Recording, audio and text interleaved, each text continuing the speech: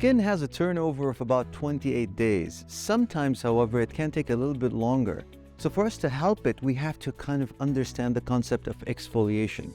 Exfoliation is quite important because not only does it remove the dead debris of the skin, but at the same time it also renews it and allows it to kind of become more on the fresher side.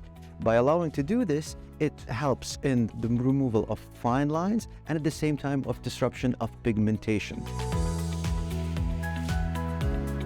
Now, how do we exfoliate? There are many ways in which we can do the exfoliation. And the first ones are going to be through the use of alpha hydroxy acids. Now, alpha hydroxy acids include a number of things, but the most important ones will include glycolic acid. Glycolic acid works on top of the skin by being absorbed and then disrupts the actual connections of the cell. And what happens then is that the cell tends to fall off.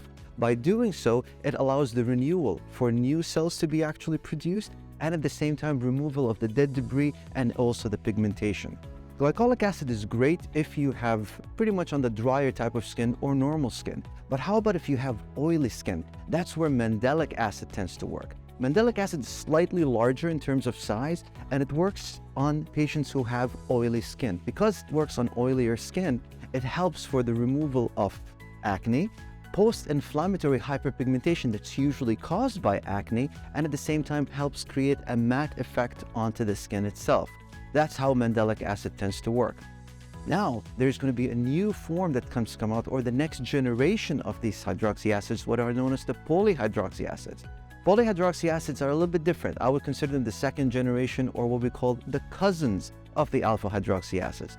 Polyhydroxy acids such as gluconolactone, lactobionic acid, and maltobionic acid, the way that they tend to work is that they provide gentle exfoliation, but not only do they do that, they also provide a little bit of hydration, because they act as a humectant. That's how they tend to work. So you end up removal of the dead skin, renewal of the skin, creating a much more matte effect in a sense that also tends to remove the debris and also the pigmentation, and at the same time tends to hydrate the skin. So it's fantastic for those patients who have pretty much sensitive skin. And when you apply it, you can basically apply it anywhere between 3 to 4 times a week.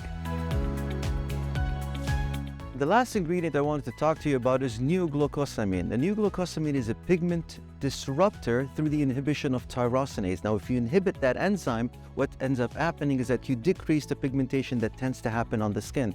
Not only that, neoglucosamine is also a building block of hyaluronic acid. What it tends to do is that it also tends to cause skin renewal and at the same time causes for a much more rejuvenated, brighter look of your skin. So no matter your skin type, exfoliation is very, very crucial and very important. However, you have to understand that these ingredients play a very important role on the type of skin that you have. So better see a dermatologist, let them figure out exactly the type of products that will work for you, and then start working on exfoliating your skin.